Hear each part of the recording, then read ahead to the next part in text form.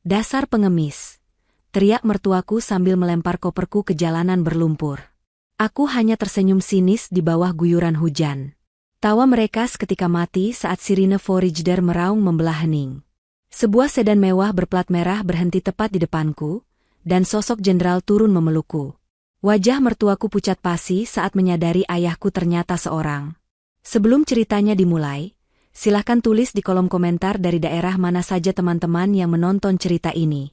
Jangan lupa like dan subscribe agar channel ini bisa semakin berkembang dan bisa mempersembahkan cerita yang lebih menarik lagi. Suara piring pecah yang beradu dengan lantai marmer itu menggema ke seluruh penjuru rumah mewah di kawasan Pondok Indah tersebut. Pecahannya berserakan, memantulkan cahaya lampu gantung kristal yang harganya mungkin setara dengan gaji 5 tahun buruh pabrik. Maudy Ayunda, wanita muda yang mengenakan daster rumahan yang sudah agak pudar warnanya, segera berlutut. Tangannya yang halus, meski kini mulai kasar karena pekerjaan rumah tangga, memunguti pecahan beling itu dengan cekatan. "Kamu itu punya mata atau tidak, sih?" Suara melengking itu datang dari arah meja makan. Wulan Guritno, wanita parubaya yang masih terlihat cantik berkat perawatan botoks rutin, berdiri sambil berkacak pinggang. Tatapannya tajam, penuh dengan rasa jijik yang tidak ditutup-tutupi. "Maaf, Ma. Tadi tangan Maudy licin. Habis mencuci baju Jeffrey," jawab Maudy pelan, tanpa berani menatap mata mertuanya. "Alasan?" bentak Wulan. "Itu piring keramik impor dari Italia. Kamu jual ginjal kamu pun belum tentu bisa ganti piring itu. Tahu tidak? Dasar orang kampung. Udah numpang, nyusahin pula." Dari sofa ruang tengah, terdengar suara tawa mengejek. Nikita Willy, kakak ipar Maudy, sedang duduk santai sambil memoles kuteks merah darah di kuku-kukunya. Ia bahkan tidak menoleh, seolah kehadiran Maudy hanyalah gangguan kecil seperti lalat yang berdengung. "Udahlah, Ma. Namanya juga orang susah. Mana ngerti dia barang mahal," celetuk Nikita santai. "Di kampungnya paling makan pakai piring seng." Maudy menelan ludah. Ada rasa perih yang menjalar di dadanya, tapi ia tahan. Sudah 2 tahun ia menjalani hidup seperti ini. Menikah dengan Jeffrey Nicole, lelaki yang ia cintai karena kesederhanaannya dulu saat kuliah, ternyata membawanya masuk ke dalam neraka dunia. Keluarga Jeffrey, terutama ibu dan kakaknya, tidak pernah merestui pernikahan ini. Bagi mereka, Maudy hanyalah gadis yatim piatu tanpa asal-usul jelas yang menjebak Jeffrey dengan cinta buta. "Maudy akan ganti, Ma. Nanti Maudy sisihkan uang belanja," kata Maudy lirih. Wulan mendengus kasar, lalu kembali duduk dan menyeruput teh herbalnya. "Gak usah sok kaya. Uang belanja itu uang anak saya juga. Uang Jeffrey. Kamu itu di sini cuma parasit. Ingat itu." Maudy diam. Ia membawa pecahan piring itu ke dapur belakang. Di sana, di depan wastafel yang penuh tumpukan piring kotor bekas pesta semalam, Maudy menarik napas panjang. Ia memejamkan mata sejenak, membayangkan wajah ayahnya yang tegas namun hangat. "Sabar, Nak. Kamu yang memilih jalan ini. Kamu ingin tahu rasanya dicintai tanpa embel-embel jabatan papa, kan?" Suara ayahnya terngiang di kepala. Ya, ini adalah ujian yang ia pilih sendiri. Maudy menyembunyikan identitas aslinya. Tidak ada yang tahu di rumah ini bahwa Maudy si yatim piatu sebenarnya adalah putri tunggal Jeremy Thomas, seorang pejabat tinggi negara, menteri yang sangat berpengaruh dan disegani, sekaligus mantan jenderal bintang 3. Maudy hanya ingin tahu, apakah Jeffrey mencintainya tulus atau tidak. Namun, semakin hari, jawaban itu semakin samar. Pintu dapur terbuka. Jeffrey Nicole masuk dengan wajah kusut. Dia baru bangun tidur, padahal jam sudah menunjukkan pukul 10 pagi. Sejak perusahaan ayahnya, yang kini dikelola Wulan, mulai goyah, Jeffrey jadi sering uring-uringan dan malas ke kantor. "Yang, buatin kopi dong. Kepala aku pusing," gumam Jeffrey sambil membuka kulkas, mengambil botol air dingin. Maudy menatap suaminya.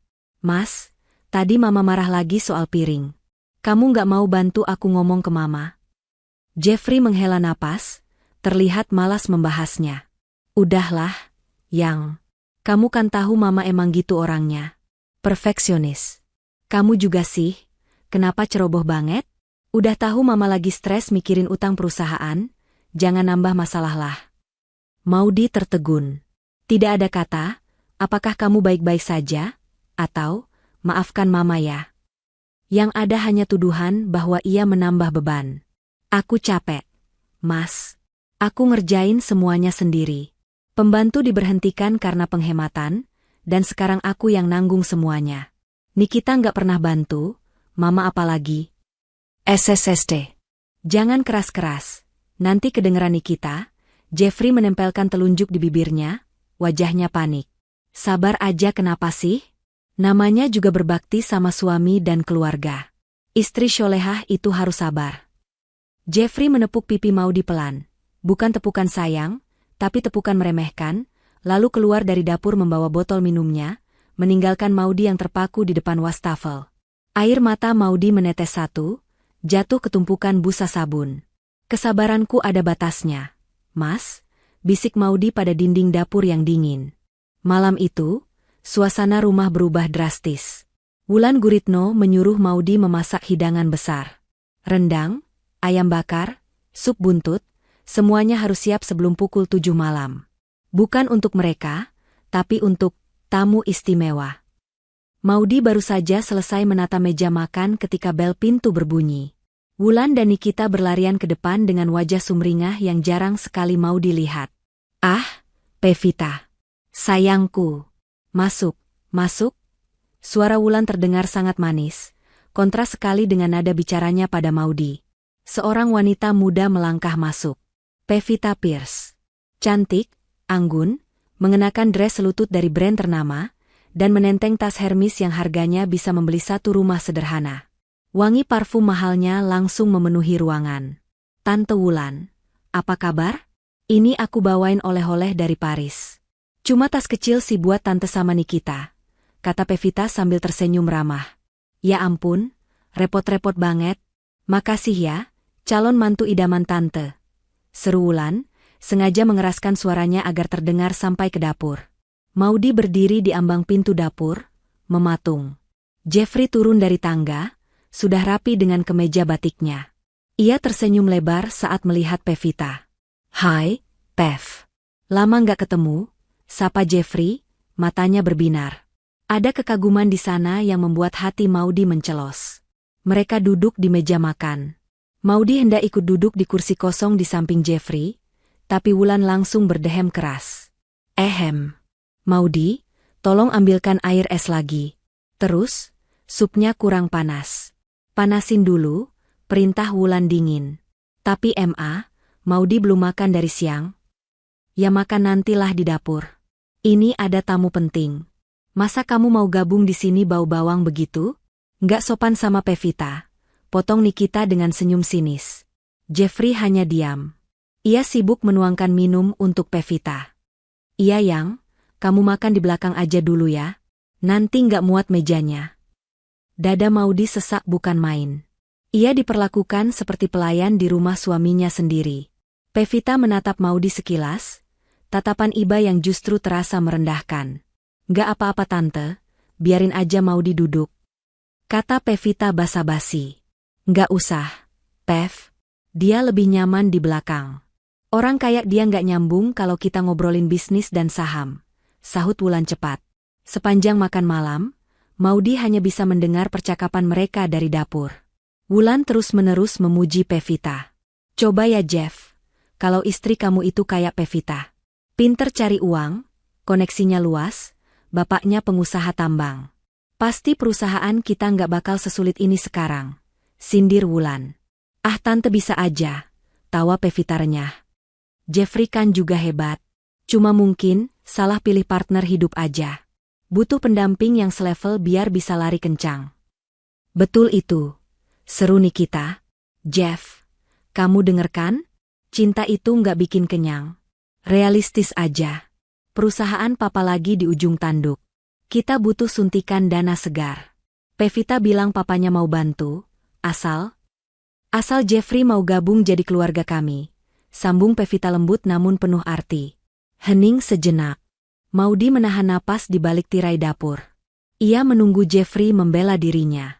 Menunggu suaminya berkata, Cukup, saya sudah punya istri. Namun, yang terdengar hanya suara Jeffrey yang ragu. Nanti kita bicarakan lagi ya, Pev. Aku butuh waktu. Tidak ada penolakan. Tidak ada pembelaan. Jeffrey membuka peluang itu. Maudy mundur selangkah. Kakinya lemas. Ternyata cintanya selama ini sia-sia. Lelaki itu bukan hanya lemah, tapi juga pengkhianat. 3 hari setelah makan malam itu, suasana rumah semakin panas. Nikita Willy pulang dalam keadaan setengah mabuk setelah pesta dengan teman-teman sosialitanya. Ia mengamuk di ruang tengah. Mana kalung berlian gue? Teriak Nikita histeris sambil membongkar isi tasnya. Wulan yang sedang maskeran di kamar langsung lari keluar. Ada apa sih, Nik? Malam-malam teriak. Kalung berlian yang dari mantan aku, MA, yang harganya 200 juta. Hilang. Tadi aku taruh di meja ria sebelum pergi, sekarang gak ada. Maudy yang baru selesai menyetrika pakaian muncul dengan wajah bingung. Ada apa, Kak? Nikita langsung menunjuk wajah Maudy dengan telunjuknya yang runcing. Pasti lo yang ambil. Ngaku lo. Demi Allah, Kak, aku gak tahu apa-apa. Aku dari tadi cuma nyetrika di ruang belakang. Sanggah Maudy tegas. Alah, gak usah bawa-bawa Tuhan. Lo itu orang miskin. Pasti lo ngiler kan lihat berlian gue? Lo butuh duit kan buat kirim ke kampung? Nikita maju dan mendorong bahu Maudy keras-keras. Maudy gak punya siapa-siapa di kampung, Kak. Dan Maudy bukan pencuri. Maudy mulai meninggikan suaranya. Ia tidak terima harga dirinya diinjak seperti ini. Berani kamu bentak anak saya? Wulan ikut maju, matanya melotot. Geledah kamarnya. Mereka berdua menyeret Maudy ke kamar pembantu. Kamar sempit di dekat dapur yang kini ditempati Maudy dan Jeffrey, karena kamar utama dipakai Wulan, dan kamar kedua dipakai Nikita. Wulan mengacak-acak lemari plastik Maudy. Pakaian-pakaian murah berhamburan ke lantai. Nah, ini apa? Wulan mengangkat sebuah kotak kecil dari bawah tumpukan baju dalam Maudy. Ia membukanya. Di dalamnya berkilau sebuah kalung berlian.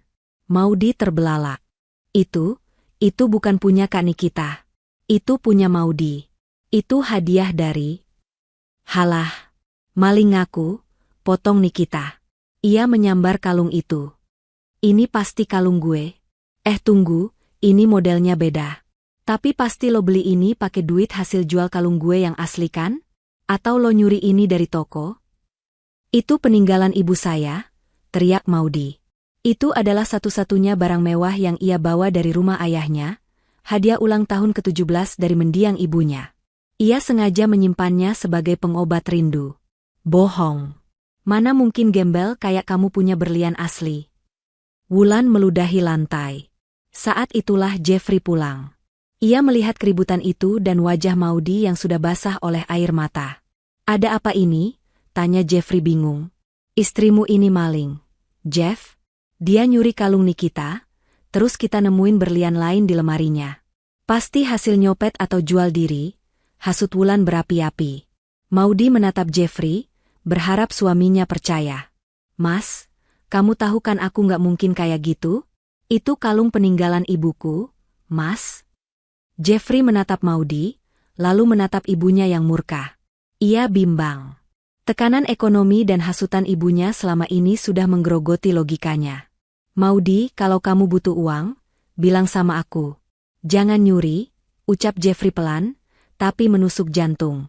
Mas, kamu gak percaya sama aku? Suara Maudy bergetar hebat. Bukti udah jelas ada di lemari kamu. Bentak Nikita. Jeffrey memalingkan wajah. Minta maaf sama Kak Nikita, Maudy. Balikin uangnya. Aku nggak nyuri. Maudy berteriak frustrasi. Plah. Sebuah tamparan keras mendarat di pipi kiri Maudy. Bukan dari Wulan, bukan dari Nikita. Tapi dari Jeffrey. Suasana hening seketika. Maudy memegang pipinya yang panas. Ia menatap Jeffrey dengan pandangan yang sulit diartikan. Rasa sakit di pipinya tidak sebanding dengan rasa hancur di hatinya. Di detik itu, cinta Maudy untuk Jeffrey Nicole mati sepenuhnya. Baik, ucap Maudy dingin, matanya kering tanpa air mata. Aku akan ingat tamparan ini, Mas. Sampai mati.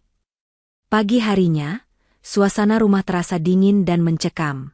Tidak ada sarapan yang tersedia. Maudy tidak memasak. Ia duduk di ruang tamu dengan pakaian rapi, menunggu sidang keluarga yang sudah dijadwalkan Wulan. Wulan keluar dari kamar dengan sebuah map coklat di tangannya. Di belakangnya, Jeffrey berjalan tertunduk seperti kerbau yang dicocok hidungnya. Nikita duduk di sofa sambil memainkan ponsel, tersenyum licik. Wulan melempar map itu ke atas meja di depan Maudy. Tanda tangani, perintah Wulan. Maudy tidak perlu membukanya untuk tahu isinya. Surat cerai, tanyanya datar. Pintar juga kamu, dengus Wulan. Dengar ya, Maudy.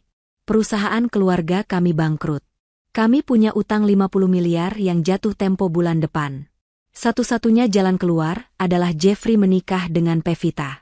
Ayah Pevita setuju melunasi utang kami dan menyuntikkan modal, asalkan Jeffrey single. Wulan mencondongkan tubuhnya, menatap Maudy dengan intimidasi. Kamu cuma benalu di sini. Kamu nggak bisa bantu apa-apa. Kalau kamu benar-benar cinta Jeffrey, kamu harus rela berkorban demi masa depan dia. Lepaskan Jeffrey. Maudy menoleh ke arah Jeffrey. Mas, kamu setuju dengan ini? Kamu mau jual diri kamu demi uang? Jeffrey tidak berani menatap mata Maudy. Suaranya serak. Aku nggak punya pilihan, Yang. Ini demi keluarga. Demi mama. Aku janji, nanti kalau aku sudah sukses, aku akan. Akan apa? Potong Maudy tajam. Akan menjadikan aku simpanan? Jangan bermimpi. Maudy mengambil map itu. Ia membukanya. Di sana tertulis klausul bahwa Maudy tidak menuntut harta Gonogini sepeser pun. Ia harus pergi hanya dengan pakaian yang melekat di badan. Kalian pikir aku ingin harta kalian? Maudy tertawa kecil, tawa yang terdengar mengerikan di telinga Jeffrey. Harta kalian itu tidak ada artinya dibanding harga diri saya yang sudah kalian injak-injak. Halah, sok suci. Udah miskin belagu, sembur Nikita. Buruan tanda tangan, terus angkat kaki dari sini. Maudy mengambil pulpen. Tanpa ragu sedikitpun, ia membubuhkan tanda tangannya di atas materai. Gerakannya tegas, tidak ada getaran tangan sama sekali. Sudah, kata Maudy sambil menutup map itu. Sekarang, aku bukan istri kamu lagi, Jeffrey. Dan kalian bukan keluargaku lagi. Bagus, Wulan tersenyum puas. Ia merasa menang telak. Sekarang kemasi barang-barangmu. Aku kasih waktu 10 menit. Jangan bawa barang apapun yang dibeli pakai uang Jeffrey, termasuk baju-baju yang dibelikan Jeffrey. Maudy berdiri tegak. Tenang saja, Nyonya. Saya hanya akan membawa apa yang saya bawa saat datang ke sini dulu. Sebuah koper tua dan harga diri saya. Maudy berjalan ke kamar belakang. Ia tidak menangis. Sebaliknya, ia mengambil ponsel tuanya dari bawah bantal. Ponsel yang selama 2 tahun ini ia nonaktifkan nomor khususnya. Ia menyalakannya. Sinyal penuh. Ia mengetik satu pesan singkat ke sebuah nomor yang ia namai, Papa. Pesan terkirim, Pak, jemput Maudy. Maudy sudah selesai main rumah-rumahan. Maudy ingin pulang. 1 detik. 2 detik. Ponselnya bergetar. Balasan masuk. Papa sedang di jalan. Tunggu 5 menit, sayang. Bertahanlah. Maudy tersenyum tipis. Waktunya pertunjukan yang sebenarnya. Langit Jakarta mendung pekat, seolah ikut merasakan ketegangan di rumah nomor 18 itu. Gerimis mulai turun perlahan, membasahi aspal. Maudy menyeret koper tuanya keluar dari pintu utama. Hanya 1 koper kecil berisi baju-baju lamanya sebelum menikah. Ia tidak membawa perhiasan, tidak membawa uang pemberian Jeffrey, tidak membawa apapun. Tapi Wulan dan Nikita belum puas. Mereka ingin pesta perpisahan yang lebih dramatis. Lama banget sih jalannya.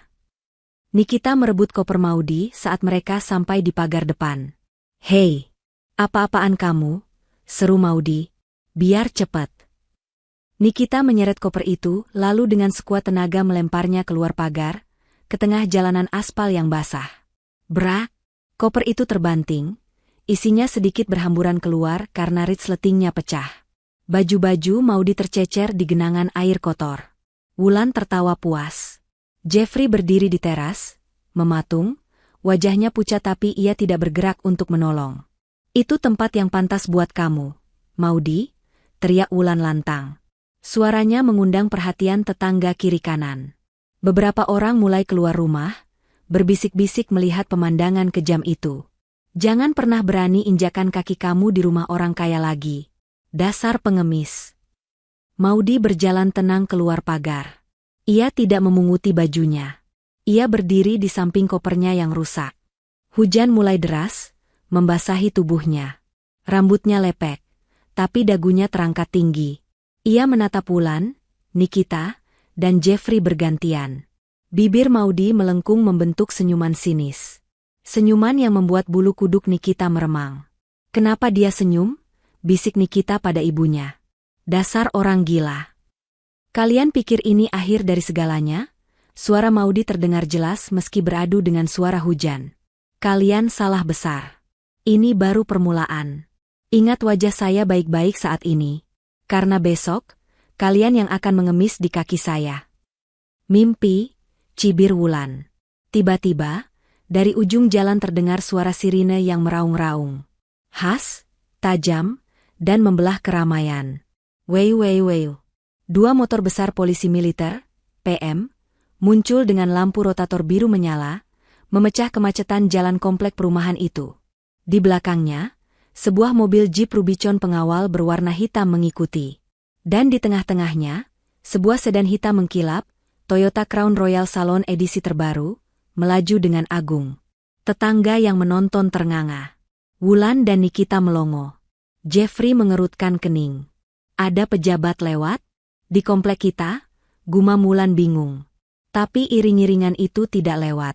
Motor pengawal berhenti tepat di depan pagar rumah Wulan, memblokir jalan. Polisi pengawal turun dengan sigap, menghentikan lalu lintas. Mobil sedan mewah itu berhenti tepat di depan Maudi yang berdiri basah kuyup. Mata Wulan membelalak saat melihat plat nomor mobil itu.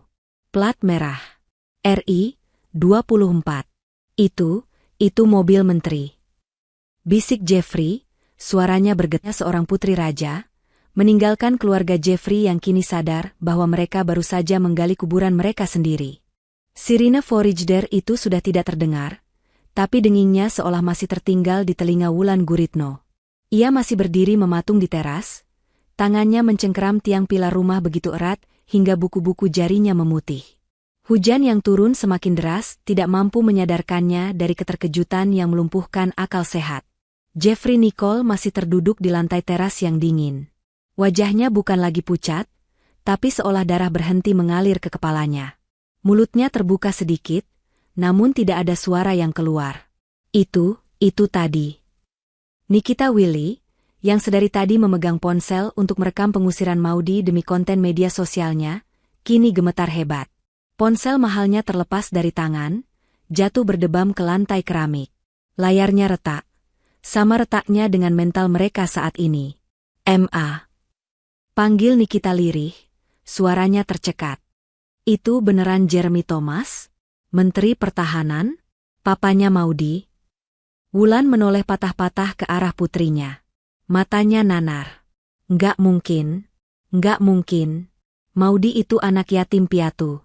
Dia bilang orang tuanya petani di kampung. Dia pasti sewa aktor. Iya, itu pasti prank. Dia mau ngerjain kita. Wulan berusaha tertawa, tapi yang keluar hanyalah suara ringkikan histeris yang menyedihkan. Penolakan terhadap realita adalah pertahanan terakhir egonya yang sudah hancur. Tetangga sebelah rumah, Bu Susi, yang terkenal sebagai biang gosip komplek, berjalan mendekat ke pagar rumah Wulan dengan payung di tangan. Wajahnya penuh rasa ingin tahu bercampur ejekan. Jeng Wulan, panggil Bu Susi lantang. Hebat bener menantunya, dijemput mobil menteri. Itu RI 24 loh, Jeng. Suami saya yang kerja di Kemensetnek bilang itu mobil dinas Pak Jeremy Thomas. Wah, ternyata selama ini Jeng Wulan besanan sama pejabat tinggi ya? Kok disuruh nyuci piring terus si anaknya? Pertanyaan polos yang berbisa itu menampar Wulan lebih keras daripada tamparan fisik. Wulan tidak menjawab. Ia berbalik badan, menyeret Jeffrey yang masih lemas untuk masuk ke dalam rumah, lalu membanting pintu utama sekeras-kerasnya. Di dalam ruang tamu yang mendadak terasa sempit dan pengap, Nikita dengan panik memungut ponselnya yang retak. Jari-jarinya menari cepat di layar, mengetik nama, Maudy Ayunda, dan Jeremy Thomas, di mesin pencari. MA. Nikita memekik, matanya melotot menatap layar ponsel. Lihat ini, MA. Nikita menyodorkan ponselnya ke wajah ibunya. Sebuah artikel berita lama dari 5 tahun lalu terpampang di sana. Judulnya, Putri Tunggal Jeremy Thomas wisuda dengan predikat cum laude di Stanford. Di bawah judul itu, ada foto Jeremy Thomas yang gagah sedang merangkul seorang gadis muda yang memakai toga. Gadis itu tersenyum manis. Wajahnya lebih segar dan berisi, tapi tidak salah lagi. Itu Maudy. Maudy yang selama 2 tahun ini mereka suruh mengepel lantai. Maudy yang mereka hina sebagai parasit. Namanya Maudy Ayunda Thomas. Baca Nikita dengan suara bergetar. Dia menyembunyikan nama belakangnya.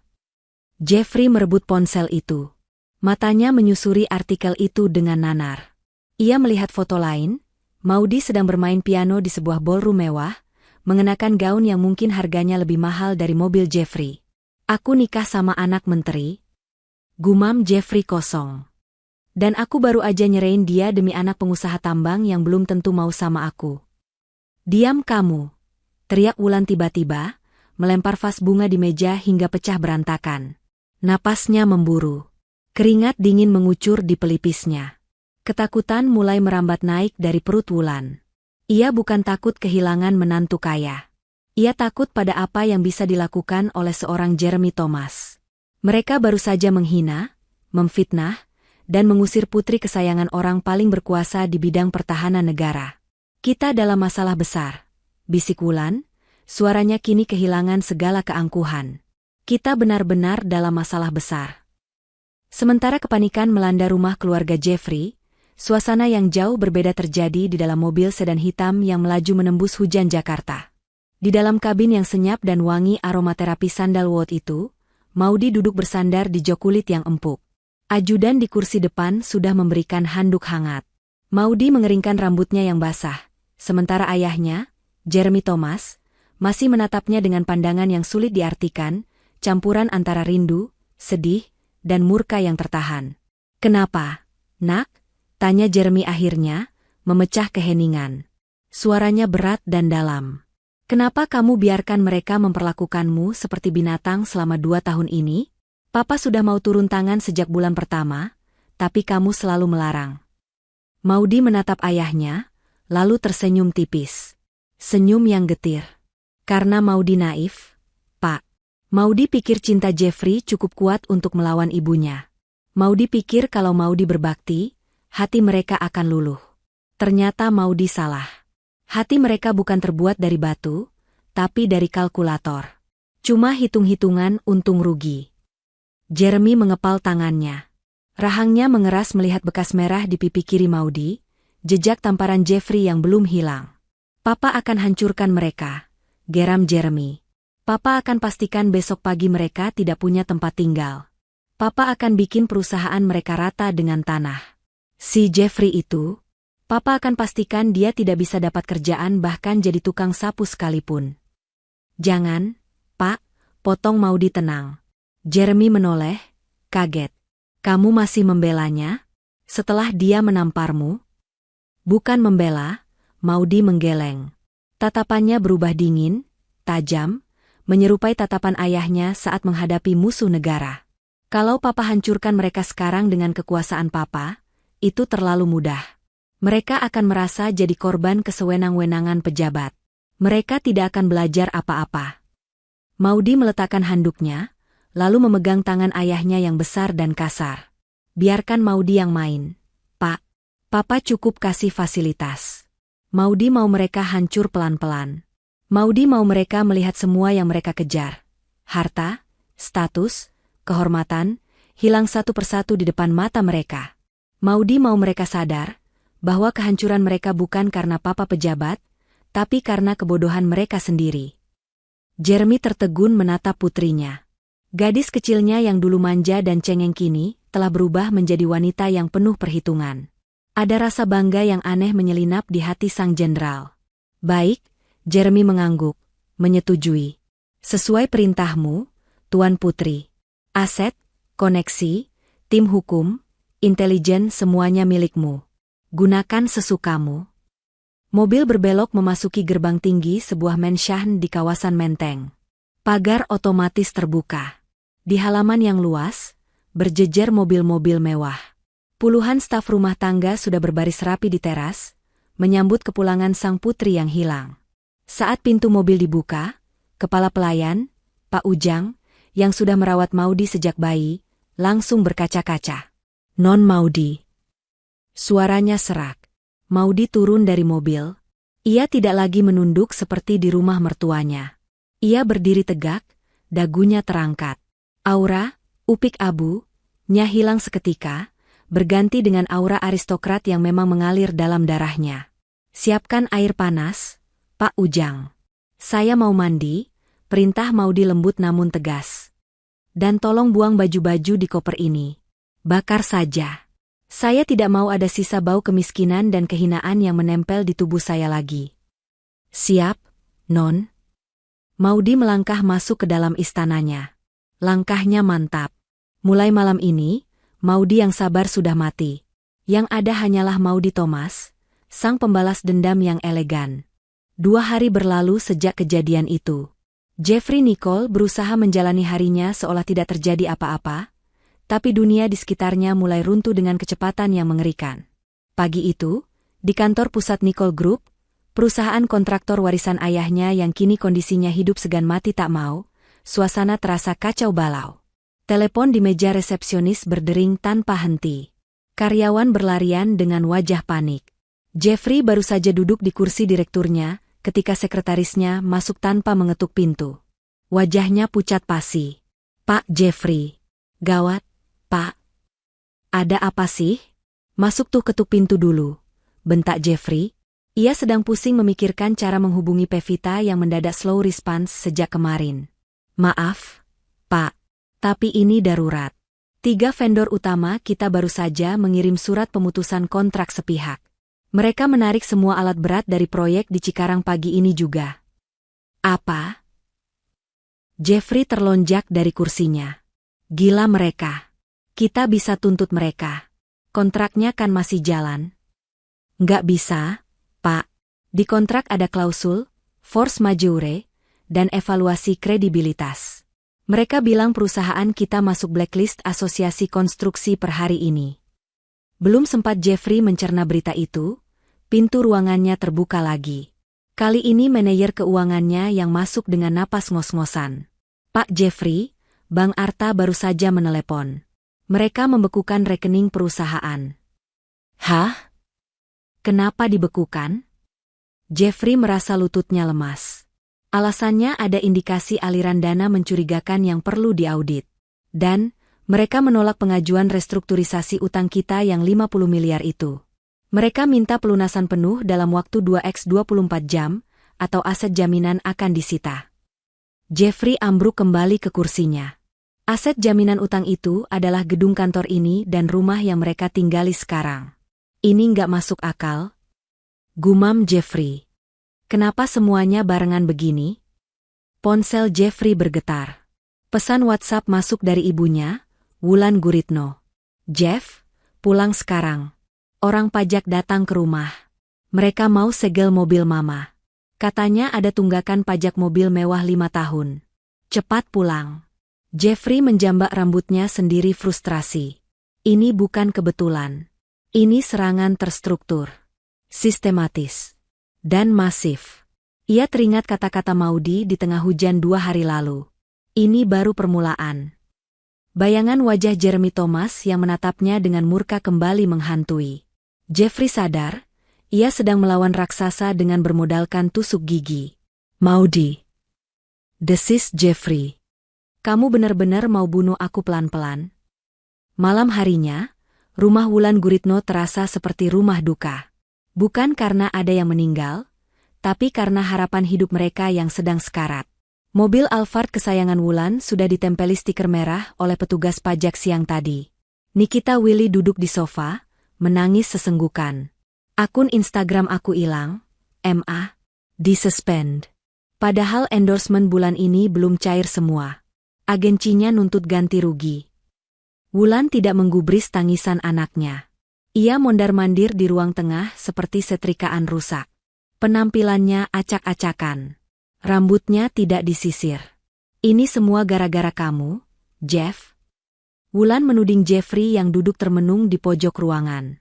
Coba kamu gak nampar dia waktu itu. Coba kamu lebih pinter dikit ngurus istri. Kita gak bakal kayak gini. Kok aku? Jeffrey tidak terima disalahkan. Mama yang nyuruh aku ceraiin dia. Mama yang lempar koper dia. Mama yang hina dia tiap hari. Sekarang giliran susah, Mama salahin aku. Diam kamu, bentak Wulan. Gak ada gunanya berantem sekarang. Kita harus bertindak. Wulan mengambil tas tangannya. Ayo, kita ke rumah Pak Jeremy sekarang. Ngapain? MA? Cari mati? Tanya Nikita kaget. Minta maaf, bodoh, seru Wulan. Maudi itu dulu cinta mati sama Jeffrey. Dia pasti masih punya perasaan. Kita harus manfaatkan itu. Kita datang ke sana, kita nangis-nangis, kita sujud di kakinya kalau perlu. Jeffrey, kamu harus bujuk dia. Bilang kamu hilaf. Bilang kamu dipaksa Mama. Pokoknya rayu dia sampai dia luluh. MA, harga diri aku di mana? Tolak Jeffrey. Harga diri nggak bisa bayar utang 50 miliar? Jeffrey Nicole. Mau kamu jadi gelandangan minggu depan? Ayo berangkat. Dengan terpaksa, mereka bertiga berangkat menggunakan satu-satunya mobil yang belum disita, mobil operasional kantor jenis minibus tua yang AC-nya sudah mati. Perjalanan ke kawasan Menteng terasa sangat jauh. Sesampainya di depan gerbang Mansion Jeremy Thomas yang menjulang tinggi, nyali mereka ciut seketika. Pagar itu kokoh, dijaga oleh pos satpam yang diisi 2 orang berbadan tegap berseragam safari hitam. Jeffrey turun dari mobil, diikuti Wulan dan Nikita. Mereka berjalan mendekati pos satpam. Malam, Pak. Saya Jeffrey. Suaminya Maudi. Maksudnya? Kerabatnya Bu Maudi, kata Jeffrey gugup pada satpam. Satpam itu menatap Jeffrey dari ujung kaki sampai ujung kepala dengan tatapan menyelidik. Ia tidak membukakan gerbang. Ia hanya menekan tombol intercom. Lapor, Pak Ujang. Ada tamu di depan. Mengaku namanya Jeffrey, Wulan, dan Nikita. Hening sejenak. Lalu terdengar suara dari speaker. Perintah Non Maudi. Tidak ada tamu dengan nama tersebut yang diizinkan masuk. Usir mereka. Suara itu terdengar jelas. Wajah Wulan memerah padam. Pak, tolong Pak. Wulan mencoba merengek, menempelkan wajahnya ke jeruji pagar besi. Bilang sama Maudi, ini mamanya sakit keras. Mama mau minta maaf. Tolong izinkan kami masuk sebentar saja. Satpam itu menggeleng tegas. Maaf, Bu. Perintah sudah jelas. Silakan pergi atau kami panggilkan polisi patroli atas tuduhan mengganggu ketertiban. Tapi saya keluarganya, teriak Nikita histeris. Maudi, keluar lo. Jangan sombong mentang-mentang udah balik jadi orang kaya. Satpam itu menekan tombol lain. Tiba-tiba, dari balik semak-semak taman, 2 ekor anjing Doberman besar menyalak galak dan berlari mendekat ke arah pagar. Guk, guk. Guk. Wulan dan Nikita menjerit ketakutan. Mereka mundur terburu-buru hingga Wulan tersandung hak sepatunya sendiri dan jatuh terduduk di aspal. Lututnya lecet. Dari jendela lantai 2 mansion yang megah itu, tirai sedikit tersibak. Maudi berdiri di sana, memegang segelas wine, menatap ke bawah. Ia melihat mantan mertuanya yang angkuh kini jatuh kotor di aspal, persis seperti saat mereka membuang kopernya. Maudi menyesap minumannya. Satu sama, bisiknya pelan, lalu menutup tirai kembali. Membiarkan mereka di luar, di tempat yang seharusnya, di jalanan. Kegagalan menemui Maudi membuat Wulan semakin panik. Harapan satu-satunya kini tinggal Pevita Pierce. Jika Jeffrey bisa segera menikahi Pevita, dana dari ayah Pevita bisa menyelamatkan perusahaan. Siang itu, Jeffrey mengajak Pevita bertemu di sebuah restoran fine dining di kawasan Senopati. Jeffrey menggunakan kartu kredit terakhirnya yang belum limit untuk mentraktir Pevita, berharap bisa meluluhkan hati wanita itu. Pevita datang terlambat 30 menit. Ia tidak tersenyum saat duduk. Wajahnya dingin, sedingin es batu di gelas minumannya. "Hai, sayang. Maaf ya nunggu lama. Kamu cantik banget hari ini," sapa Jeffrey, mencoba meraih tangan Pevita. Pevita menarik tangannya. Ia membuka tablet yang ia bawa, lalu menyodorkannya ke hadapan Jeffrey. "Jeff, kita harus bicara serius," kata Pevita tanpa basa-basi. Di layar tablet itu, terlihat grafik saham perusahaan Nicole Group yang terjun bebas, nyaris menyentuh lantai dasar. "Papa, aku baru dapat info valid dari orang dalam kementerian." Pevita menatap Jeffrey tajam. "Katanya perusahaan kamu masuk daftar hitam nasional. Semua proyek pemerintah diblokir. Izin operasional juga sedang ditinjau ulang." Jeffrey menelan ludah, tenggorokannya kering. Itu cuma salah paham administrasi, Pev. Aku lagi urus kok. Minggu depan juga beres. "Salah paham?" Pevita tertawa sinis. "Jeff, kamu pikir aku bodoh? Aku tahu siapa musuh kamu. Kamu cari masalah sama Jeremy Thomas. Kamu itu bunuh diri namanya." "Pev, dengerin aku dulu." "Enggak, kamu yang dengerin aku," potong Pevita tegas. Ia melipat tangannya di dada. "Aku pebisnis, Jeff. Pernikahan buat aku itu investasi. Dan kamu sekarang adalah aset busuk. Toxic asset.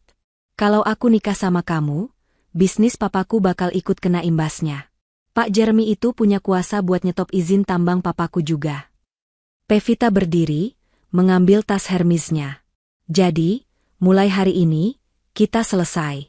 Jangan hubungi aku lagi. Jangan datang ke rumah atau kantorku. Anggap kita nggak pernah kenal." "Pev, tunggu." Jeffrey ikut berdiri, panik. Ia memegang lengan Pevita. "Kamu nggak bisa giniin aku. Aku udah ceraiin Maudy demi kamu. Aku udah korbankan semuanya buat kamu." Pevita menepis tangan Jeffrey kasar. Suaranya meninggi, menarik perhatian pengunjung restoran lain. "Siapa suruh kamu bodoh?" hardik Pevita. "Kamu buang berlian demi mungut batu kali kayak aku, itu salah kamu sendiri. Maudy itu istri yang sempurna, Jeff. Dia pintar, sabar, dan ternyata anaknya orang hebat. Dan kamu sia-siain dia? Cih. Laki-laki nggak punya otak kayak kamu nggak pantas dapat siapa-siapa." Pevita mengeluarkan selembar uang 100.000, meletakkannya di meja. "Ini buat bayar kopi aku. Sisanya kamu bayar sendiri. Bye, Jeffrey." Pevita melenggang pergi dengan anggun, meninggalkan Jeffrey yang berdiri mematung di tengah restoran mewah. Orang-orang menatapnya dengan tatapan kasihan dan jijik. Jeffrey merosot duduk kembali di kursinya. Kartu kredit di dompetnya terasa berat. Harapan terakhirnya baru saja berjalan keluar pintu, membawa serta masa depan yang ia impikan. Kini ia sendirian. Tanpa istri, tanpa selingkuhan, tanpa uang, dan dengan musuh yang terlalu kuat untuk dilawan. Di keheningan restoran itu, Jeffrey akhirnya menyadari satu hal, karma itu nyata, dan ia datang dengan kecepatan penuh. Ballroom Hotel Mulia Senayan malam itu bermandikan cahaya keemasan. Lampu gantung kristal raksasa menggantung megah di langit-langit, memayungi ratusan tamu undangan dari kalangan creme de la creme Jakarta. Pejabat tinggi, konglomerat, hingga selebriti papan atas hadir dalam acara amal tahunan, Charity for Education, yang diselenggarakan oleh yayasan milik keluarga Thomas. Di sudut ruangan, Wulan Guritno berdiri gelisah sambil memegang gelas champagne yang sudah hangat karena terlalu lama digenggam. Ia, Jeffrey, dan Nikita berhasil masuk menggunakan undangan lama yang sebenarnya ditujukan untuk mendiang suaminya. Penampilan mereka tampak dipaksakan. Gaun Wulan adalah koleksi lama 5 tahun lalu yang sudah agak sempit di bagian pinggang, sementara jas Jeffrey terlihat kusut karena tidak sempat dilaundry profesional. "Ma, kita ngapain di sini sih? Orang-orang ngeliatin kita aneh," bisik Nikita risih. Ia menyadari tas branded yang dibawanya adalah tas palsu kualitas KW Super. Karena tas aslinya sudah dijual kemarin untuk bayar listrik. Diam kamu. Ini kesempatan terakhir kita cari investor, desis Wulan. Banyak orang kaya di sini. Kita harus cari muka. Senyum. Tiba-tiba, lampu ruangan meredup. Sorot lampu spotlight mengarah ke tangga utama yang melengkung indah. Hadirin sekalian, mari kita sambut tuan rumah malam ini. Bapak Jeremy Thomas dan putrinya, Maudy Ayunda Thomas. Suara MC menggema. Musik orkestra mengalun megah. Dari puncak tangga, Jeremy Thomas turun dengan gagah menggandeng putrinya. Semua mata tertuju pada Maudy. Malam itu, Maudy tampak menakjubkan.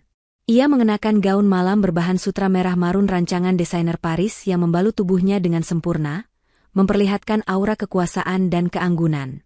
Rambutnya disanggul modern, memperlihatkan leher jenjangnya yang dihiasi kalung berlian satu set dengan antingnya.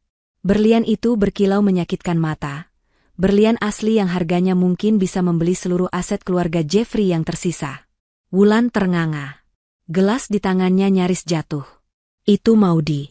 Menantunya yang dulu setiap pagi memakai daster lusuh dan bau bawang, kini berdiri bak seorang ratu yang menatap rakyat jelata dari singgasana. Dia cantik banget. Gumam Jeffrey tanpa sadar. Hatinya mencelos. Rasa penyesalan itu datang lagi, lebih hebat dari sebelumnya. Maudy dan ayahnya menuruni tangga, menyalami para tamu VIP. Wulan, dengan sisa-sisa keberanian, atau ketidaktahumaluan, menarik tangan Jeffrey dan Nikita untuk menerobos kerumunan mendekati Maudy. Maudy. Maudy, panggil Wulan dengan suara yang dibuat seakrab mungkin. Maudy menoleh. Kerumunan elit di sekitarnya sedikit menyingkir, memberi ruang. Maudy menatap Wulan dengan senyum tipis yang sulit diartikan. Di sebelahnya, Jeremy Thomas menatap tajam, siap meledak, tapi Maudy menepuk tangan ayahnya pelan, memberi kode, biar aku yang urus. Ah, Nyonya Wulan, sapa Maudy. Suaranya tenang, renyah, dan berwibawa. Senang melihat Anda bisa hadir. Saya kira undangan itu sudah kadaluarsa sejak suami Anda meninggal. Wajah Wulan memerah, tapi ia memaksakan tawa. Ahaha. Kamu bisa aja, Nak Maudy. Mama Tante kangen banget sama kamu. Kita sekeluarga kangen. Jeffrey apalagi, dia sampai sakit mikirin kamu. Wulan mendorong Jeffrey maju. Jeffrey menatap Maudy dengan mata berkaca-kaca. Hai, yang kamu apa kabar? Maudy mengangkat alisnya sebelah. Yang? Maaf, Pak Jeffrey. Saya rasa panggilan itu sudah tidak pantas. Nama saya Maudy. Maudy, please. Jeffrey mencoba meraih tangan Maudy. Maudy mundur selangkah dengan anggun. Jangan sentuh saya, Pak Jeffrey. Gaun ini harganya mahal. Saya tidak mau ada noda kotoran atau keringat orang yang tidak tahu diri menempel di sini. Kalimat itu diucapkan dengan nada datar, tapi dampaknya seperti bom atom. Beberapa tamu di sekitar mereka menahan napas. Bisik-bisik mulai terdengar. Itu mantan suaminya ya? Iya, yang selingkuh itu kan. Kasihannya, buang berlian demi batu kali. Wulan yang merasa dipermalukan mencoba menyerang balik dengan halus. Maudy, jangan sombong begitu dong. Dulu kan mama yang ajarin kamu masak, ngurus rumah. Mengurus rumah? Potong Maudy sambil tertawa kecil. Maksud Anda, menjadikan saya pembantu gratisan? Oh, Tante Wulan, terima kasih untuk pelajarannya. Berkat Anda, saya jadi tahu bedanya keluarga terhormat dan keluarga yang butuh belas kasihan. Maudy memberi isyarat pada pelayan yang lewat membawa nampan minuman. Ia mengambil segelas air mineral, lalu menyodorkannya pada Wulan. Minumlah, Tante. Bibir Tante terlihat kering. Mungkin karena terlalu banyak bicara omong kosong. Tanpa menunggu balasan, Maudy berbalik badan. Permisi, saya harus menyapa tamu yang levelnya setara dengan saya. Maudy berlalu, meninggalkan Wulan, Jeffrey, dan Nikita yang berdiri mematung di tengah pesta, menjadi tontonan dan bahan tertawaan satu ballroom. Keesokan harinya, serangan Maudy berlanjut ke target berikutnya, Nikita Willy. Nikita sedang duduk di sebuah kafe murah, mencoba melakukan live streaming di akun cadangannya untuk jualan produk langsing abal-abal demi menyambung hidup. Ia berusaha tersenyum ceria di depan kamera ponselnya. Hai guys. Promo spesial hari ini, beli satu gratis satu. Tiba-tiba, kolom komentarnya banjir dengan ujaran kebencian. Penipu. Maling. Kakak ipar jahat. Balikin berlian Maudy. Apaan sih ini? Nikita bingung. Jumlah penonton live-nya melonjak drastis dari 50 orang menjadi 5.000 orang dalam hitungan menit. Notifikasi WhatsApp-nya berbunyi ting-ting-ting tanpa henti. Teman-temannya mengirimkan sebuah tautan video yang sedang viral di Lambe Turah dan semua akun gosip besar. Judul videonya, eksklusif. Kebenaran di balik tuduhan pencurian menantu menteri. Tangan Nikita gemetar saat membuka video itu. Itu adalah rekaman CCTV dari kamar Nikita sendiri. Rupanya, Maudy, atas saran ayahnya yang paranoid soal keamanan, pernah memasang CCTV tersembunyi berukuran mikro di beberapa sudut rumah untuk keamanan, yang bahkan tidak diketahui oleh Wulan dan Nikita. Di video itu terlihat jelas tanggal dan jam kejadian, pencurian, dulu. Nikita masuk ke kamar dengan sempoyongan karena mabuk. Ia melepaskan kalung berliannya, lalu dengan sengaja menyelipkannya ke dalam kantong jas Jeffrey yang tergantung di kursi. Kemudian ia tertawa sendiri dan bergumam, biar besok gue tuduh si upik abu itu yang nyolong. Biar diusir. Video berlanjut ke adegan keesokan harinya, saat Nikita berakting histeris menuduh Maudy, dan Maudy menangis sambil bersumpah tidak mengambilnya. Video itu ditutup dengan teks, fitnah lebih kejam daripada pembunuhan. Keadilan untuk Maudy. Nikita membanting ponselnya ke meja. Wajahnya pucat pasi. Pengunjung kafe mulai menatapnya. Beberapa orang berbisik sambil menunjuk-nunjuk. Itu cewek yang divideokan? Iya, yang nuduh iparnya maling padahal dia sendiri yang ngumpetin. Jahat banget ya mukanya. Seorang pelayan kafe datang menghampiri Nikita dengan wajah masam. Mbak, maaf. Manajer saya minta Mbak pergi dari sini. Pengunjung lain komplain. Mereka nggak nyaman ada public enemy di sini. Apa? Gue pembeli. Pembeli adalah raja, bentak Nikita. Raja yang punya duit dan akhlak. Mbak, silakan keluar sebelum kami panggil satpam. Balas pelayan itu tegas. Nikita keluar dari kafe sambil menutupi wajahnya dengan tas. Ponselnya terus berdering. Telepon dari brand kosmetik yang mengontraknya. Halo? Angkat Nikita. Nikita, kami dari manajemen Beauty Glow. Kami memutus kontrak sepihak. Dan kami menuntut pengembalian uang muka sebesar 500 juta rupiah plus ganti rugi pencemaran nama baik brand, karena brand ambasador kami terlibat tindak kriminal dan asusila. Tapi Pak, itu video editan. Jangan bohong. Pakar telematika sudah konfirmasi itu asli. Siapkan pengacara kamu. Surat somasi kami kirim hari ini. Sambungan diputus. Nikita ambruk di trotoar. Kakinya lemas. Karirnya sebagai influencer dan sosialita hancur dalam semalam. Maudy tidak perlu menyentuhnya sedikit pun untuk membunuhnya. Cukup dengan satu klik tombol, upload. Serangan Maudy tidak berhenti di serangan sosial. Kini giliran fondasi ekonomi keluarga itu yang dihantam. Di kantor pusat Nicole Group, suasana tegang bukan main. Pintu lobi didobrak masuk oleh 10 orang berseragam rompi bertuliskan KPK dan Dirjen Pajak. Mereka didampingi oleh beberapa polisi bersenjata lengkap. Jeffrey yang sedang melamun di ruangannya kaget, setengah mati saat pintu ruangannya dibuka paksa. Selamat siang, Pak Jeffrey Nicole, kata ketua tim penyidik dengan dingin. Ia menunjukkan surat tugas.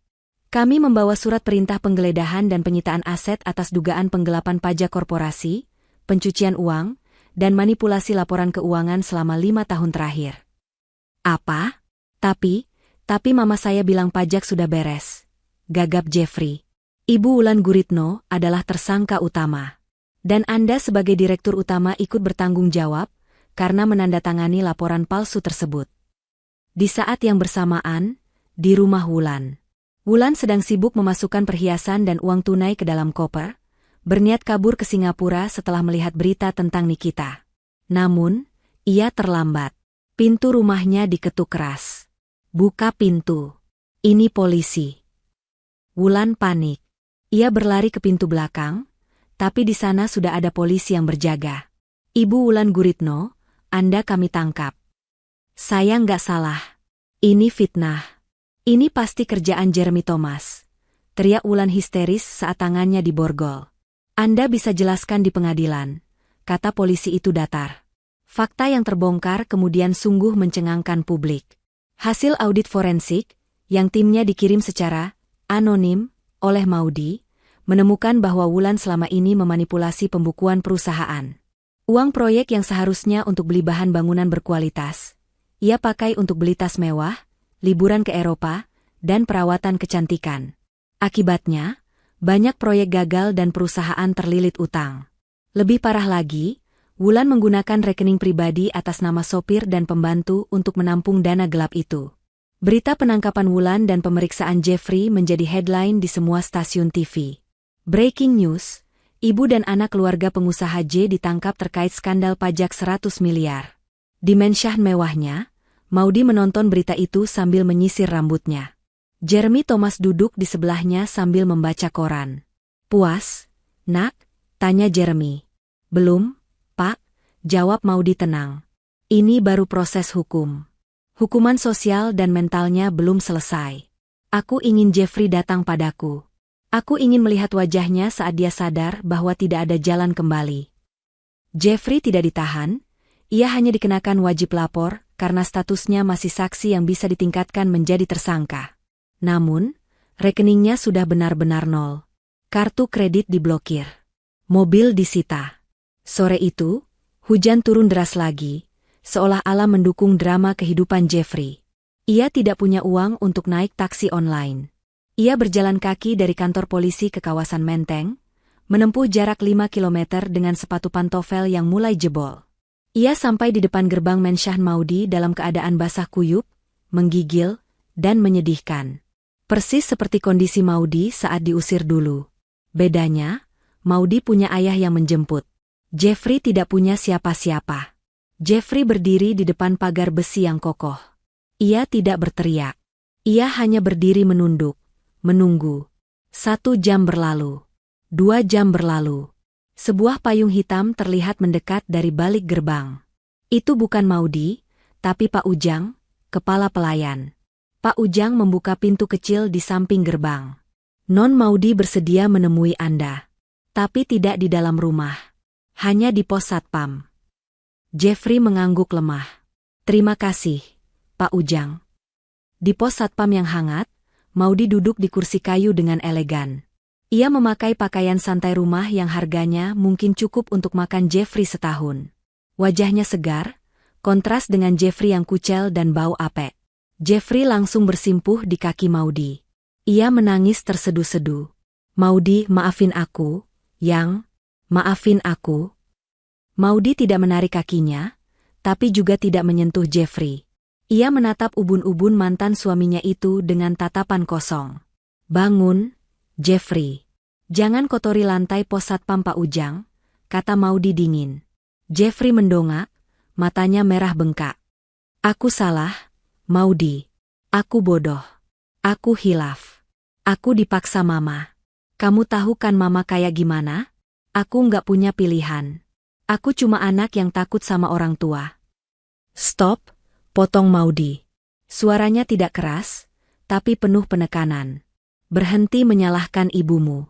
Berhenti berlindung di balik kata, berbakti. Maudy mencondongkan tubuhnya sedikit. Kamu tahu apa kesalahan terbesarmu, Jeffrey? Bukan karena kamu miskin. Bukan karena ibumu jahat. Tapi karena kamu tidak punya tulang punggung. Saat ibumu menghinaku, kamu diam. Saat kakakmu memfitnahku, kamu diam. Saat mereka melempar koperku, kamu diam. Diam itu bukan emas, Jeffrey. Diam itu persetujuan. Kamu setuju istri kamu diinjak-injak. Aku janji bakal berubah, Maudy. Aku bakal kerja keras. Aku bakal tinggalin Mama dan Nikita. Kita mulai lagi dari nol ya. Aku masih cinta sama kamu. Demi Tuhan, aku nggak pernah cinta sama Pevita. Itu cuma karena uang. Maudy tertawa. Tawa yang kering dan hampa. Kamu baru saja mengakui kalau kamu mau menikahi wanita lain demi uang. Dan sekarang, kamu mau balik ke aku karena apa? Karena aku ternyata kaya? Karena aku anak menteri? Bukan. Karena aku sadar aku butuh kamu. Kamu tidak butuh aku, Jeffrey. Kamu butuh inang. Kamu itu parasit. Dulu kamu nempel ke ibumu, lalu mau nempel ke Pevita, sekarang mau nempel ke aku lagi. Maudy berdiri, merapikan pakaiannya. Dengar baik-baik, Jeffrey Nicole. Pintu hatiku sudah tertutup, digembok, dan kuncinya sudah kubuang ke laut. Kamu bukan siapa-siapa lagi bagiku. Kamu cuma orang asing yang kebetulan pernah satu kartu keluarga denganku. Maudy, tolong aku nggak punya tempat tinggal. Rumah mau disita besok. Aku harus tidur di mana? Maudy menatap Jeffrey lekat-lekat. Di jalanan. Di tempat kamu membuang koperku. Rasakan dinginnya. Rasakan malunya. Mungkin itu bisa menumbuhkan sedikit karakter di jiwamu yang kerdil itu. Maudy berbalik dan berjalan kembali ke Mansion. Maudy, teriak Jeffrey putus asa. Pak Ujang menahan bahu Jeffrey. Silakan keluar, Mas. Sebelum anjing dilepas. Jeffrey didorong keluar pagar. Gerbang tertutup. Kunci diputar. Klik. Suara itu adalah suara akhir dari segala harapan Jeffrey. Hari eksekusi tiba. Matahari bersinar terik, seolah ingin menyoroti setiap detail kehancuran keluarga Jeffrey. Rumah di Pondok Indah itu sudah dikelilingi oleh petugas jurusita pengadilan dan pihak bank. Truk-truk besar parkir di depan rumah untuk mengangkut barang-barang berharga yang tersisa sebagai pembayaran sebagian utang. Jeffrey dan Nikita duduk di trotoar seberang jalan. Mereka hanya bisa menonton. Wulan masih di tahanan polisi, jadi ia tidak melihat momen menyakitkan ini secara langsung, tapi mungkin itu lebih baik baginya. Petugas mulai mengeluarkan sofa, TV, lukisan, lemari. Orang-orang berkerumun menonton. Bu Susi dan ibu-ibu komplek lainnya tentu saja ada di barisan depan, merekam kejadian itu sambil bergunjing ria. Duh, kasihan ya. Dulu sombongnya minta ampun, sekarang kursi aja ditarik bang. Celetuk Bu Susi keras-keras, sengaja agar didengar Nikita. Nikita hanya menunduk dalam. Ia memakai masker dan topi, mencoba menyembunyikan wajahnya. Tapi semua orang tahu itu dia, mantan selebgram yang kini jadi public enemy. Seorang petugas naik ke tangga lipat di depan pilar rumah. Ia membawa stiker besar berwarna merah menyala dengan tulisan putih tebal. Tanah dan bangunan ini disita oleh negara BAN dalam pengawasan Pengadilan Negeri Jakarta Selatan. Saat stiker itu ditempelkan, Jeffrey memejamkan mata. Rumah masa kecilnya. Rumah tempat ia tumbuh. Rumah tempat ia dulu membawa Maudy masuk sebagai pengantin baru. Semuanya hilang. Tiba-tiba, sebuah mobil Alphard hitam berhenti di dekat kerumunan. Kaca jendela belakang turun perlahan. Jeffrey membuka mata dan melihatnya. Maudy ada di dalam mobil itu. Ia memakai kacamata hitam besar. Ia tidak turun. Ia hanya melihat dari jauh. Tatapan mereka bertemu sejenak. Jeffrey berharap ada secercah iba di mata Maudy. Tapi yang ia lihat di balik kacamata hitam itu, hanyalah bayangan dirinya sendiri yang menyedihkan. Maudy menekan tombol jendela, menutup kaca mobilnya kembali. Mobil itu perlahan melaju pergi, meninggalkan debu yang menerpa wajah Jeffrey. Habis sudah, bisik Jeffrey. Semuanya habis. Di sampingnya, Nikita menangis tanpa suara. Perut mereka lapar. Mereka tidak punya uang sepeser pun. Malam ini, mereka benar-benar akan menjadi apa yang dulu mereka tuduhkan pada Maudy. Pengemis hina. Sementara itu, di dalam mobil yang sejuk, Maudy melepas kacamata hitamnya. Ia menghela napas panjang. Ada rasa lega yang luar biasa di dadanya. Beban 2 tahun itu terangkat sudah. Pak Ujang, panggil Maudy ke sopir. Ya, Non. Ke kantor yayasan. Kita punya banyak pekerjaan. Saya mau bikin program beasiswa untuk perempuan-perempuan korban KDRT dan penelantaran. Saya nggak mau ada wanita lain yang merasakan apa yang saya rasakan. Siap, Non. Ide yang mulia sekali. Maudy tersenyum. Balas dendam terbaik bukan hanya menghancurkan musuh, tapi bangkit menjadi lebih kuat dan bermanfaat bagi orang lain. Babak kehancuran keluarga Jeffrey sudah selesai. Kini saatnya babak baru kehidupan Maudy dimulai. Tapi, masih ada satu hal yang harus diselesaikan. Vonis pengadilan untuk Wulan dan perceraian resmi. Itu akan menjadi penutup peti mati masa lalu Maudi. Aroma lembab yang menyengat langsung menusuk hidung begitu pintu besi berat itu bergeser terbuka.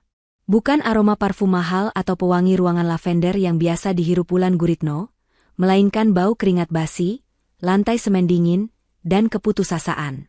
Di dalam sel tahanan rutan pondok bambu yang sempit itu, Wulan duduk meringkuk di pojok. Rambutnya yang dulu selalu diblow sempurna kini kusut masai, beruban di sana-sini yang tak lagi tertutup ket rambut. Wajahnya kusam, tanpa make-up, memperlihatkan kerutan-kerutan tua yang selama ini ia sembunyikan di balik suntikan botoks. Tahanan Wulan.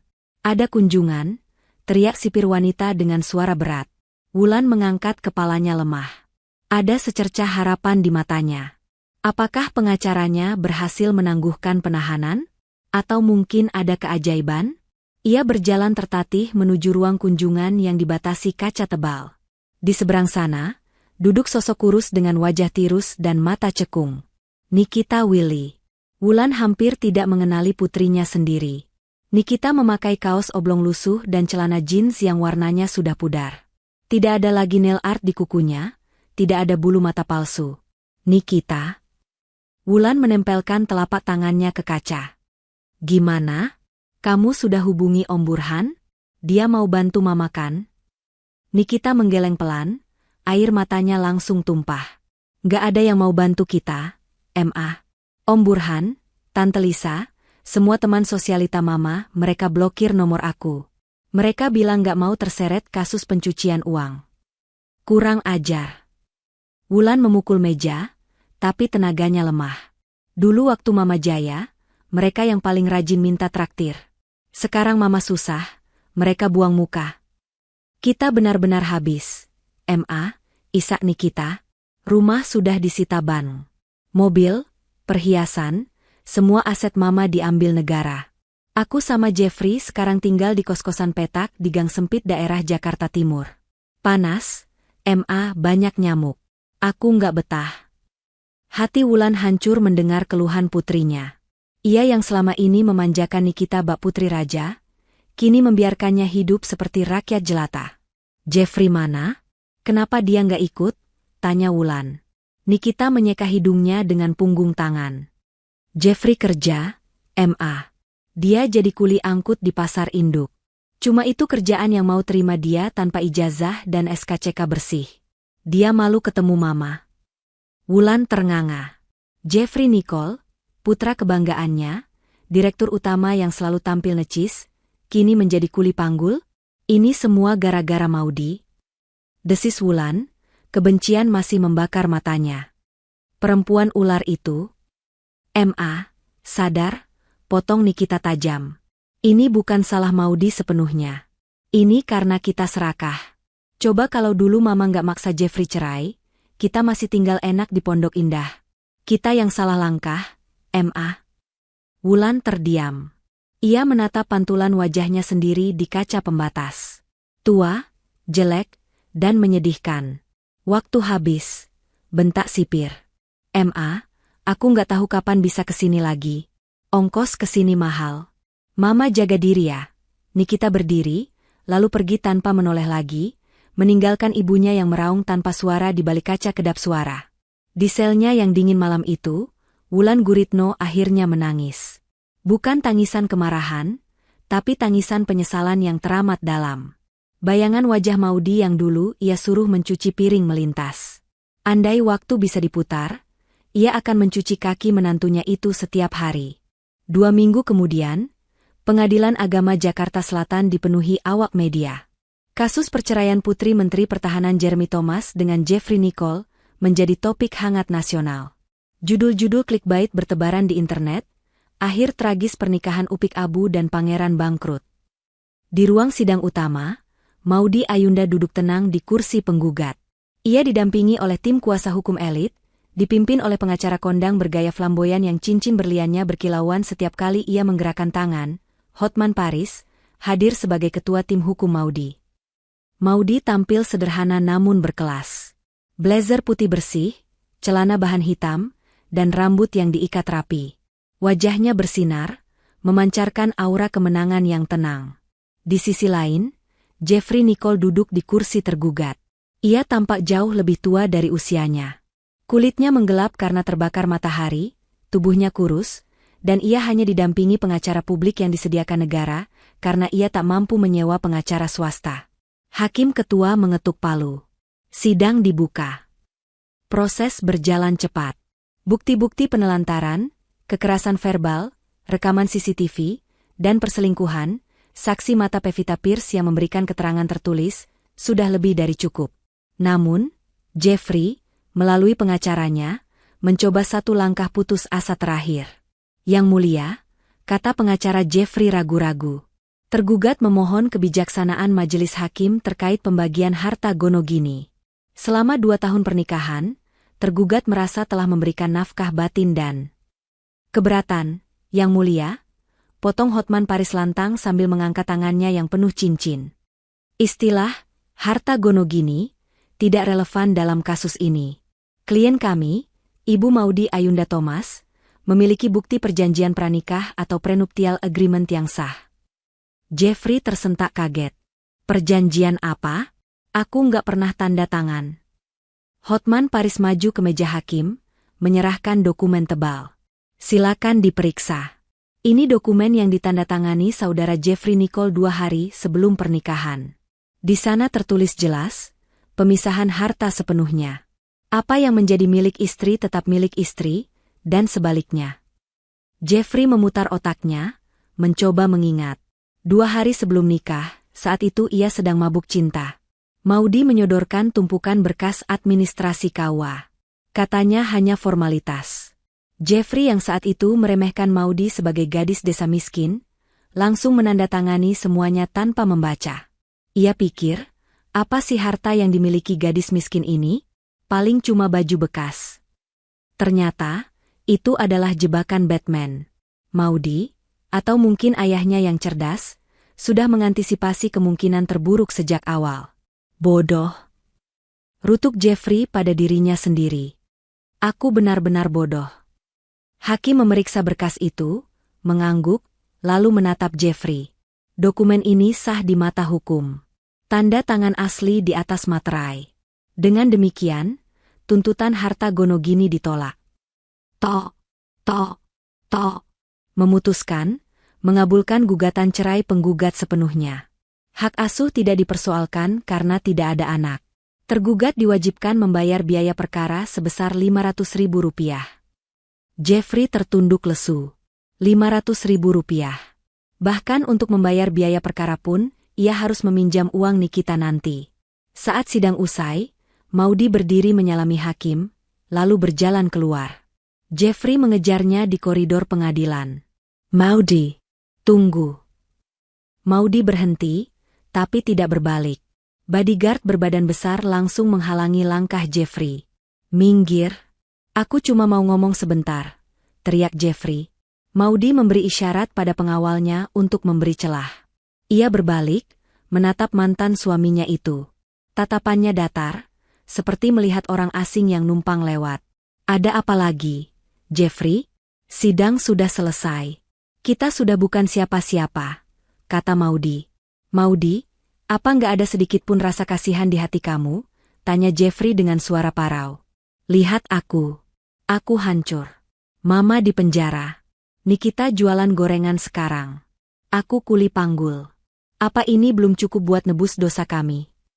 Maudy menghela napas panjang. Jeffrey, dengerin aku. Kehancuran kalian bukan karena aku dendam. Tapi karena kalian menuai apa yang kalian tanam. Aku cuma membiarkan hukum alam bekerja. Kalau saja dulu kamu punya sedikit hati nurani untuk membelaku di depan ibumu, mungkin ceritanya akan beda. Maudy melangkah mendekat, membisikkan sesuatu yang membuat Jeffrey merinding. Bersyukurlah aku cuma mengambil hartamu, bukan nyawamu. Ayahku, Jeremy Thomas, dia seorang jenderal. Kamu tahu apa yang bisa dia lakukan kalau aku tidak menahannya? Kamu masih bisa bernapas hari ini adalah bentuk belas kasihanku yang terakhir. Jeffrey terpaku. Keringat dingin mengucur di punggungnya. Ia baru sadar betapa dekatnya ia dengan kematian. Selamat tinggal, Jeffrey.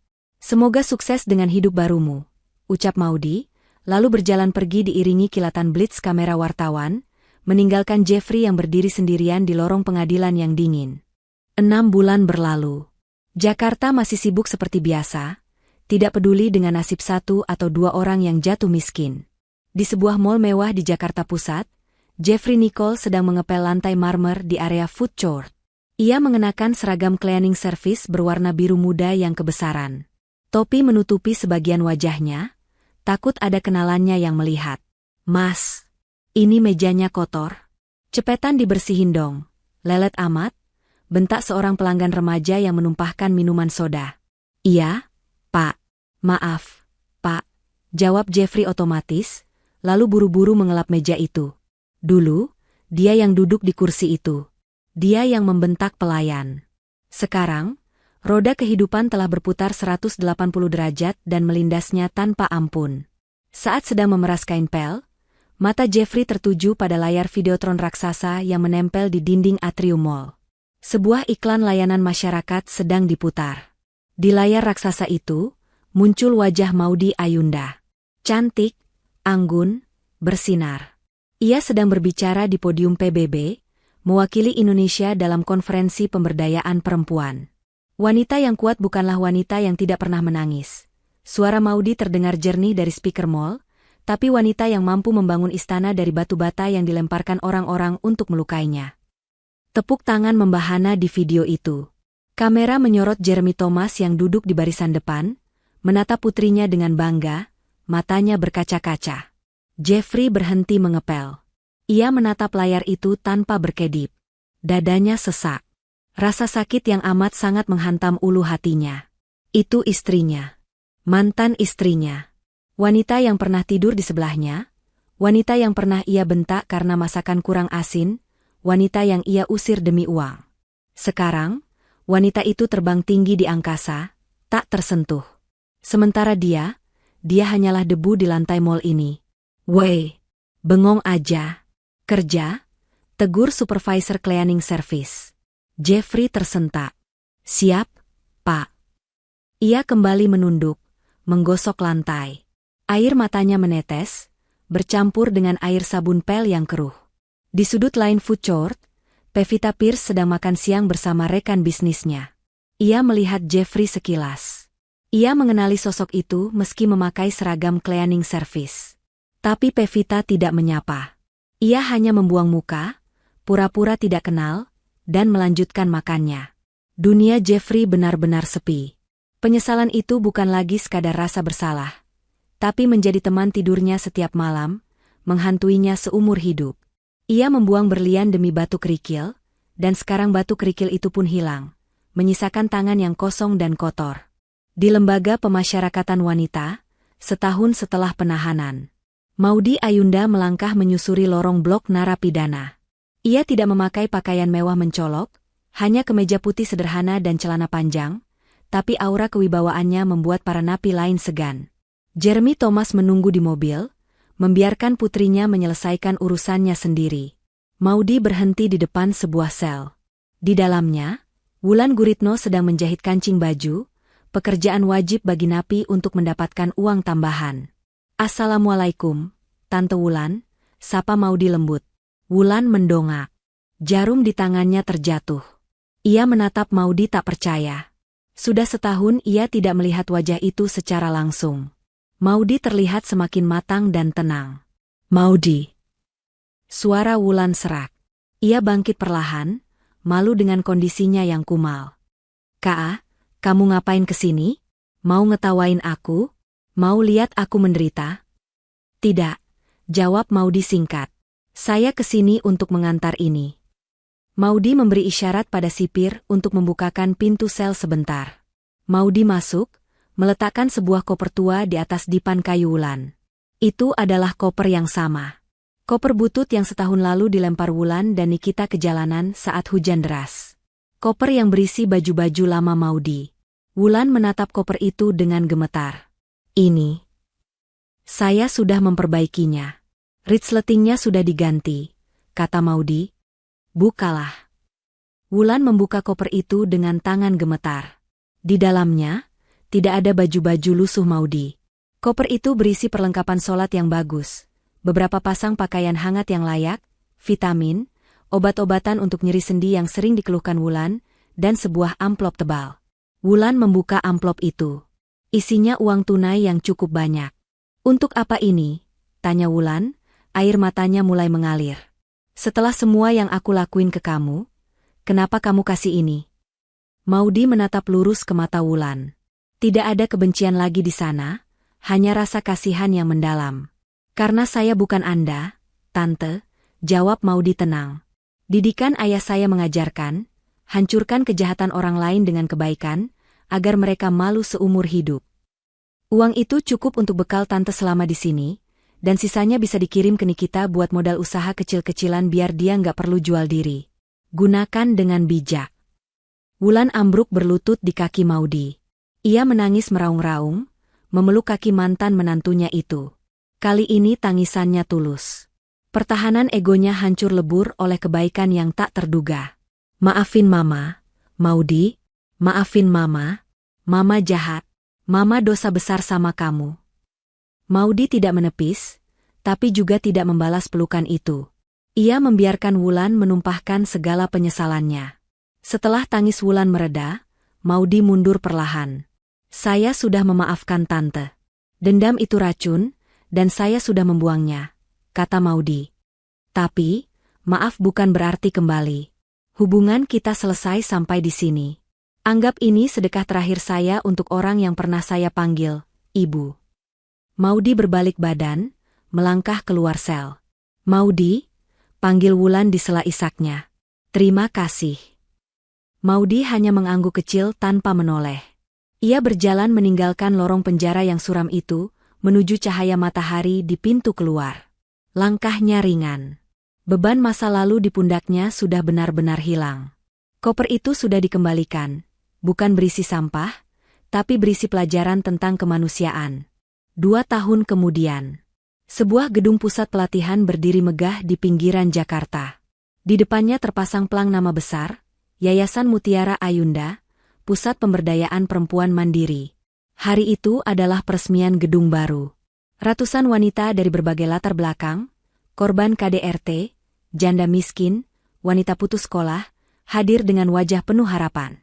Di tempat ini, mereka diajarkan menjahit, memasak, coding, hingga manajemen bisnis secara gratis. Maudi Ayunda berdiri di atas panggung, menggunting pita peresmian didampingi ayahnya, Jeremy Thomas, yang kini sudah pensiun dari jabatan menteri namun tetap dihormati sebagai tokoh bangsa. Tepuk tangan riuh membahana. Maudi tersenyum lebar, senyum paling bahagia yang pernah ia miliki. Bukan senyum sinis balas dendam, bukan senyum palsu menahan sakit, tapi senyum kebebasan. Setelah acara selesai, Jeremy menghampiri putrinya di belakang panggung. Ia menepuk bahu Maudi bangga. "Papa bangga sama kamu, Nak. Kamu mengubah rasa sakitmu menjadi obat buat orang lain." "Makasih, Pak." Maudi memeluk ayahnya. "Kalau bukan karena Papa yang jemput Maudi waktu itu, mungkin Maudi nggak akan berdiri di sini." "Ngomong-ngomong," Jeremy berdehem pelan, "tadi ada tamu yang nitip surat di pos satpam depan. Katanya nggak berani masuk." Jeremy menyerahkan secari kertas kucel yang terlipat rapi. Maudi membukanya. Tulisan tangan yang ia kenal, tulisan cakar ayam Jeffrey. "Untuk Maudi, selamat atas peresmian yayasannya. Aku lihat di TV. Kamu hebat. Aku cuma mau bilang, aku sekarang sudah jadi mandor di gudang beras. Gajinya halal. Aku sama Nikita mulai nabung buat buka warung nasi kecil. Terima kasih sudah menampar kami dengan keras. Kalau bukan karena kamu, mungkin aku masih jadi anak mama yang gak berguna selamanya. Sakit, tapi itu obat yang aku butuhkan. Berbahagialah, Maudi. Kamu pantas mendapatkannya. Jeffrey." Maudi melipat surat itu, lalu tersenyum tipis. Tidak ada rasa rindu, tidak ada rasa benci. Hanya rasa damai mengetahui bahwa mereka sudah menemukan jalan hidup masing-masing, meski di dunia yang berbeda kasta. "Surat dari siapa?" tanya Jeremy. "Dari masa lalu, Pak," jawab Maudi santai. Ia merobek kertas itu menjadi potongan-potongan kecil, lalu membuangnya ke tempat sampah.